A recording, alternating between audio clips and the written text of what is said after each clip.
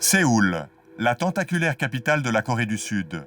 C'est ici qu'Alexandre Jolien et sa famille ont décidé de poser leurs valises il y a 2 ans et demi. Il est où le taxi?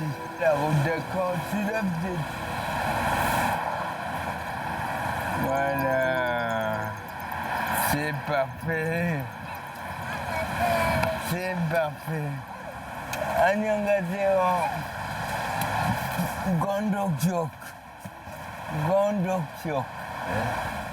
Kimchi ketsuyo.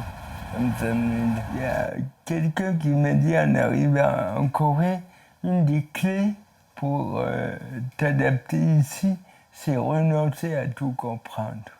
Il y a toujours quelque chose qui t'échappera, et je crois que c'est vrai partout.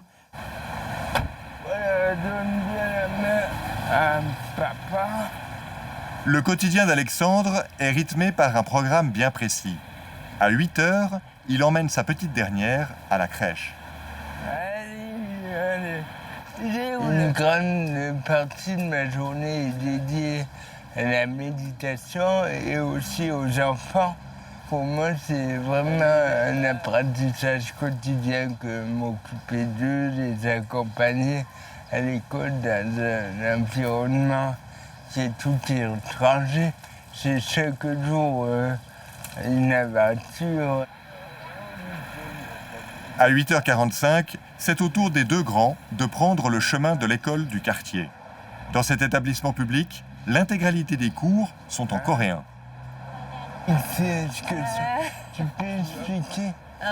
아이들이 two children is very happy. Yes. This is good. Very happy.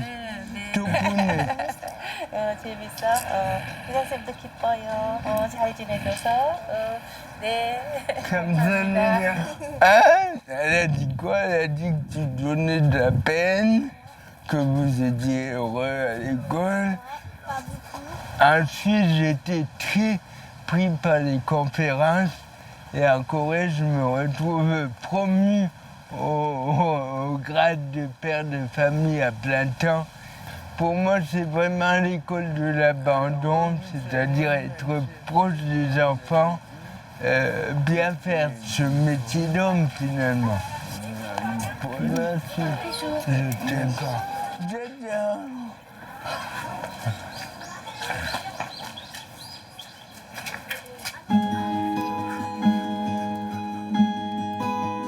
Forte de plus de 10 millions d'habitants, la capitale du pays du matin frais affiche une formidable croissance économique et semble ne jamais dormir.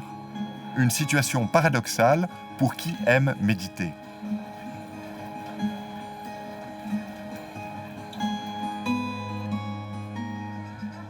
J'aime bien l'idée qu'on est venu à Séoul pour chercher la tranquillité alors que c'est une mégapole et la vie ici est infiniment plus perturbante que vivre à Lausanne.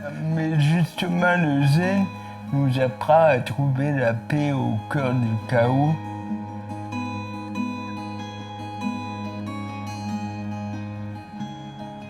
Ce qui m'a quand même étonné en venant en Corée, j'imaginais qu'au bout de 3 mois, j'allais être intégré, avoir plein de copains pour faire la tournée des bistrots ou pour partager des beaux moments ensemble.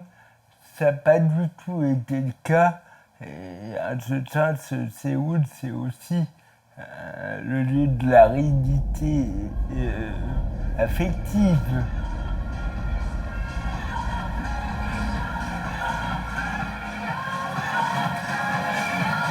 En fin de matinée, Alexandre suit un entraînement intensif au fitness, accompagné de James, son coach personnel. Après s'être longtemps essayé au judo, avec un succès relatif, il a trouvé ici une bonne façon de s'occuper de son corps. Je suis venu en Corée pour me retaper et j'avais oublié que j'avais un corps, enfin jusqu'à présent. Et je crois que c'est l'instrument de l'éveil et petit à petit, prendre soin du corps, c'est aussi s'éveiller à la vie spirituelle. 둘, 셋, 넷,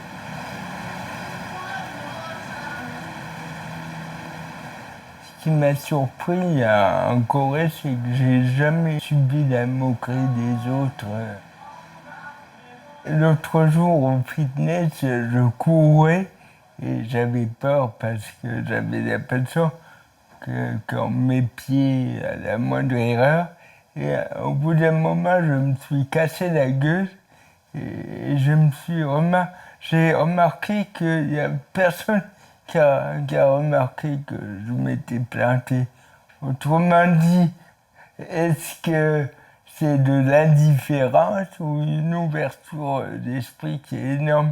Je crois qu'il peut y avoir les deux.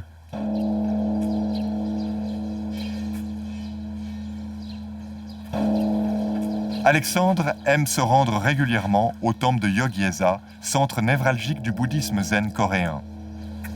Niché au cœur de Séoul, ce temple lui rappelle que la pratique religieuse doit rester au milieu de la cité. Je crois qu'il y a une grande vie spirituelle chez les Coréens, qu'elle soit chrétienne ou bouddhique. Ce qui me plaît particulièrement à Séoul, c'est qu'il y a une mosquée, il y a une église catholique, il y a beaucoup de temples protestants, il y a des temples bouddhistes et je me réjouis de voir cohabiter les religions quand on est habitué aux guéguerres de chapelle, voir que dans la pratique, finalement, on peut construire des ponts. Le nombre d'églises et de temples que compte Séoul est incalculable. Dans une cité où le travail est roi, se retrouver dans la pratique religieuse est une rare possibilité d'être ensemble. 55% de la population est chrétienne, dont 20% de catholiques romains. La cathédrale de Myeongdong est le meilleur exemple de la ferveur des Séoulites.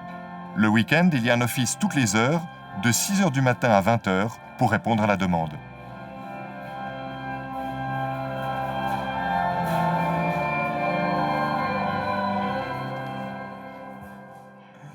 Ben, on y va méditer.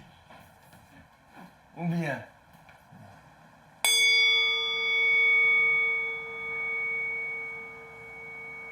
Alexandre consacre 4 heures par jour en moyenne à la méditation. Il la pratique aussi à l'université. Des études qui procurent aux philosophes un visa d'étudiant, lui permettant de rester en Corée.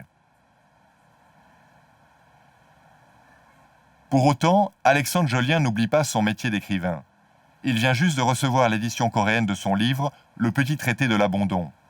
Une sortie discrète dans la mégapole coréenne, mais qui réjouit son auteur, malgré une qualité de traduction difficile à juger. Mais je sais pas, j'ai aucune idée. Par exemple, le traité de l'abandon, c'est traduit « ce qui ne tue pas grandit ». Alors que finalement, c'est peut-être l'idée contraire que j'essaie de véhiculer. Et hier, on m'a dit « j'adore votre titre ». C'est ça qui est rigolo. Désormais, la question de retour se pose pour Alexandre Jolien. Mais vivre sans pourquoi, c'est aussi se laisser le temps de comprendre l'endroit où l'on vit.